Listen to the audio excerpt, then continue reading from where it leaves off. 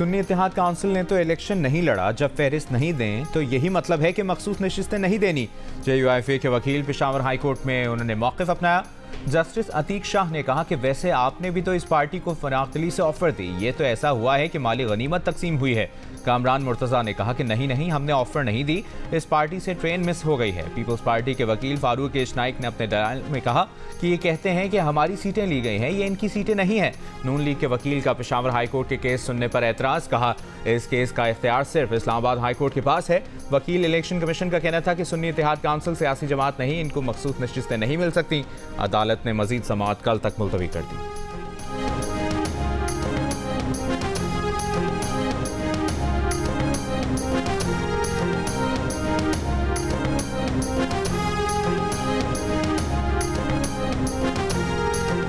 सुन्नी इत्तेहाद council मखसूस नशिस्तों की अहल या हकदार नहीं। सुन्नी इत्तेहाद काउंसिल ने ना इलेक्शन लड़ा, ना मखसूस नशिस्तों के लिए कोई फहरिस्त दी।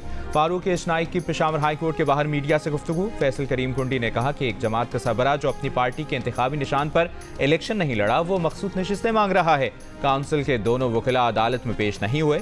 उम्मीद करते हैं कल पेशावर हाई कोर्ट हमारे हक में फैसला देगी।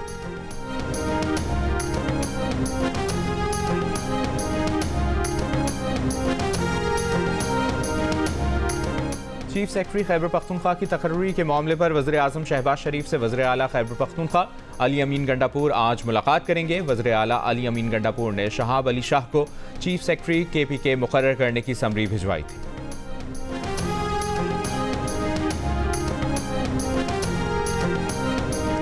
जेल मुलाकातों पर पाबंदी के खिलाफ इस्लामाबाद हाई कोर्ट में पिटीशन दायर की है। अगर मुलाकातों पर पाबंदी ना हटाई गई तो अडियाला जेल के बाहर एहतजाज की कॉल देंगे। PTI रहनुमा शेर अफजल मरवत की इस्लामाबाद हाई कोर्ट के बाहर मीडिया से गुफ्तगू। कहा पंजाब हुकूमत ने 2 साल में अवाम पर बहुत ज़्यादा जुल्म ढाए। बानी PTI के केस में पेशरफ्त ना होने पर वर्कर्स का रद्द अमल उनका हक है। वकील अली बुखारी ने कहा कि अदालत के हुक्म के बावजूद बानी PTI से नहीं मिलने दिया गया। हैरत की बात है कि अदालत मुलाकात की इजाज़त देती है और जेल हुक्काम नहीं मानते। बानी PTI से मुलाकात ना करने देना सबूत है कि इनकी सेहत ठीक नहीं।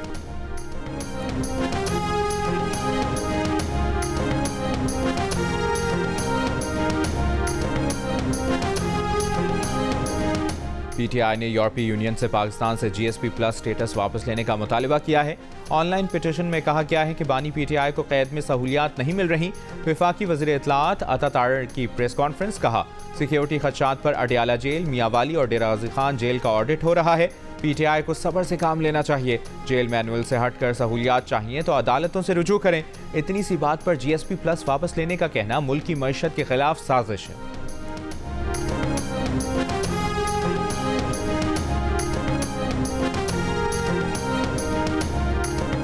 वज़ीर आज़म शहबाज शरीफ इस्लामाबाद में G9 मरकज़ के यूटिलिटी स्टोर्स पहुँच गए। सस्ता आटा प्रोग्राम का जायज़ा लिया। शहरियों से कीमतों और अशिया की क्वालिटी से मुतालिक बातचीत की। वज़ीर आज़म ने कहा कि आटे, घी और दीगर अशिया की क्वालिटी चेक होगी, कोताही पर कार्रवाई की जाएगी। रमज़ान में हुकूमत इदारों के साथ मिलकर आवाम को रिलीफ देगी। आवाम की सहूलत के लिए 1200 मोबाइल यूटिलिटी स्टोर यूनिट्स भी कायम किए गए हैं। गिलगित बल्तिस्तान और आज़ाद कश्मीर में BISP के तहत इजाफी 2000 रुपये दिए जा रहे हैं। वफाकी वज़रा इसहाक डार, ख्वाजा आसिफ, राना तनवीर और अता तारड़ वज़ीर आज़म के साथ थे।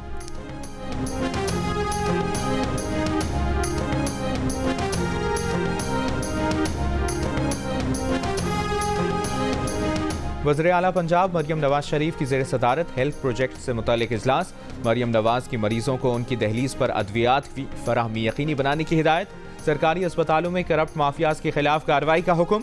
मरियम नवाज की फील्ड अस्पताल और क्लिनिक ऑन व्हील प्रोजेक्ट को जल्द फ़ाल करने। लाहौर में कैंसर अस्पताल का पहला फेज़ रवा साल मुकम्मल करने की हिदायत।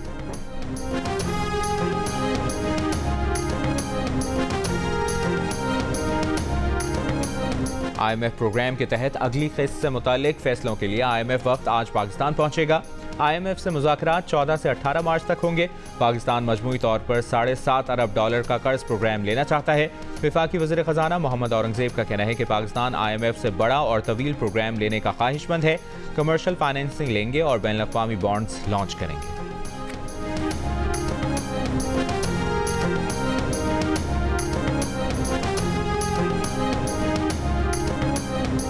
वज़ीर आज़म शहबाज शरीफ की सदारत में SIFC की एपेक्स कमेटी का इजलास तलब। Army chief general Asim Munir apex committee के इजलास में खुसूसी शिरकत करेंगे। इजलास में साबिक निगरां वज़ीर आज़म अनवारुल हक काकड़ और निगरां काबीना को भी मदऊ किया गया है। इजलास में SIFC से मुतालिक अरकान को तफसीली ब्रीफिंग दी जाएगी। मुल्क में सरमायाकारी से मुतालिक उमूर का जायजा लिया जाएगा।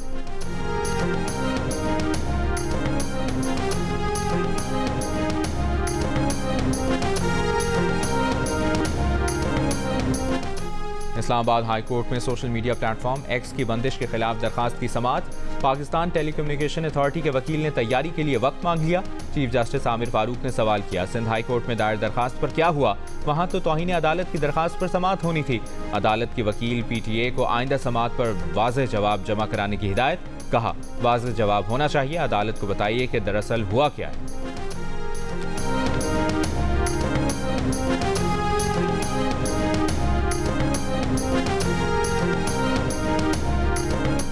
वज़ीर दाखिला मोहसिन नकवी की ज़ेर सदारत इजलास। वज़ारत दाखिला और ज़ेली इदारों से मुतालिक वज़ीर दाखिला को तफसीली ब्रीफिंग।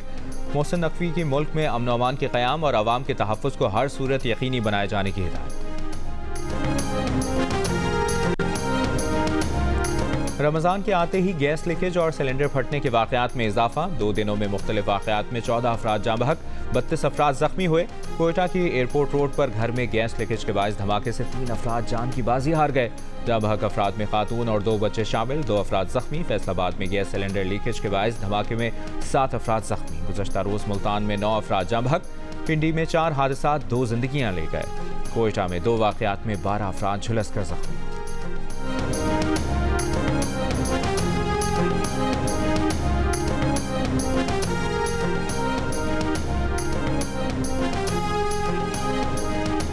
पेशावर के बोर्ड बाजार नासिर बाग रोड पर धमाके की तहकीकात।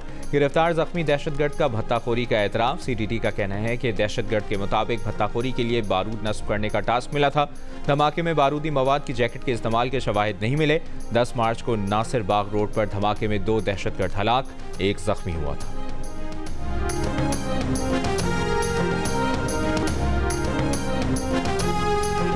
और अफगानिस्तान में सोने की तलाश में पहाड़ों का रुख करने वाले बेरोजगार शहरी मौत और कर्ज का खतरा मोल लेते हैं। पहाड़ों की खुदाई करने वाले मुताद्दिद मजदूर कर्जों में डूबे हुए हैं और इनके पास इस काम के सिवा और कोई चारा नहीं। आलमी बैंक की रिपोर्ट के मुताबिक अफगानिस्तान की निस्फ आबादी अब भी गुर्बत की जिंदगी गुजार रही है। अफगान मजदूर का कहना है कि पानी की कमी के बायस वो मवेशी पालना तर्क करके ये काम कर रहे हैं। अगर कान अच्छी मिकदार में सोना इकट्ठा कर भी लें तब भी आमदनी का 5वां हिस्सा तालिबान हुक्काम को देना होता है।